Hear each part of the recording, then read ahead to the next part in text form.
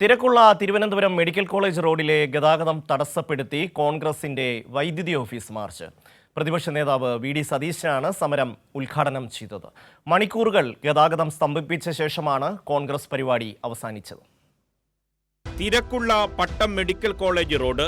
Medical കോളേജിലേക്ക് രോഗികളുമായി കടന്നുപോകേണ്ട ambulance പോലും സഞ്ചരിക്കേണ്ട പ്രധാന പാത. ഈ റോഡ് മുഴുവൻ കൈയടക്കിയാണ് കോൺഗ്രസിന്റെ വൈദ്യുതി ഓഫീസ് മാർച്ച്. സമരം ഉദ്ഘാടനം ചെയ്തത് പ്രതിപക്ഷ നേതാവ് വി.ഡി. സതീശനും.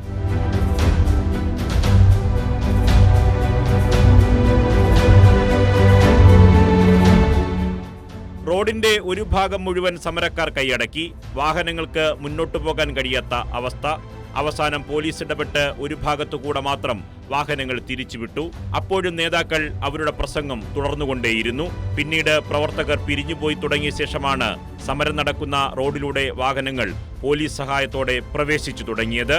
സ്റ്റേജ് വിവാദം വാർത്തയാക്കിയ മാധ്യമങ്ങൾ കോൺഗ്രസ് സമരമായതിനാൽ ഇത് കണ്ടഭാവം നടിച്ചില്ല. പോലീസ് നടപടി ആവശ്യപ്പെട്ട് പൊതുതാൽപര്യ ഹർജിക്കാരും എത്താൻ സാധ്യതയില്ല. കോടതി സ്വമേധയാ ഇടപെടുമോ എന്ന കാര്യവും കാത്തിരുന്ന് കാണണം. കൈരളി ന്യൂസ്, തിരുവനന്തപുരം.